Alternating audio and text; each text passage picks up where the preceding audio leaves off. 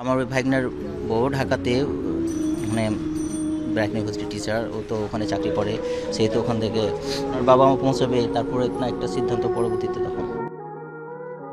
একটা সন্তান হারানোর যন্ত্রণা যে কতটা সেটা শুধুমাত্র তারাই বুঝে যারা হারিয়েছে। পাইলট তৌকির ইসলামের মৃত্যু শুধু শোকাহতই করেনি, ভেঙে দিয়েছে তার পরিবারের সকল আশা ভরসা।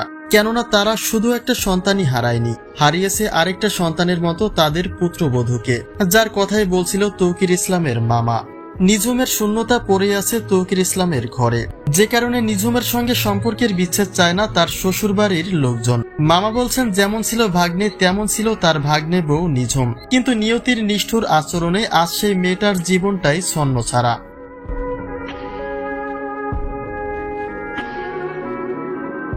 স্বামীর মৃত্যুতে শ্বশুরবাড়ি ত্যাগ করলেও সেই মায়ায় যেন এখনো আটকে আছেন নিঝুম।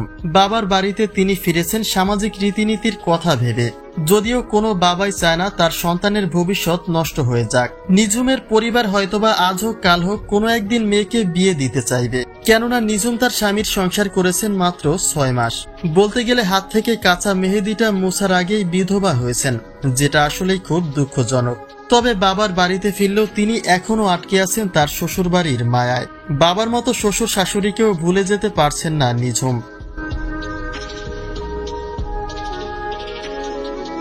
অন্যদিকে ওই একইভাবে নিঝুমকেও ফিল করছে তার শ্বশুরবাড়ির সকলে। বাড়ির কাজের লোকটা পর্যন্ত কাঁদে নিঝুমের জন্য। স্বামীকে খুব একটা কাছে না পেলেও একজন দায়িত্ববান স্ত্রী বলতে যা বোঝায় নিঝুম ঠিক তাই।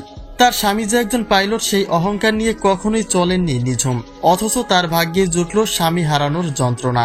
কিন্তু তবুও নিঝুমের দায়িত্ব নিতে চায় তৌকির ইসলামের পরিবার, যদিও নিঝুমকে ধরে রাখার মতো আর কোনো সুযোগ নেই তাদের হাতে। কিন্তু তবুও ছেলের বউয়ের খোঁজখবর রাখেন তৌকিরের পরিবার, আর সেই দুঃখটাই প্রকাশ করেছেন তৌকির ইসলামের মামা।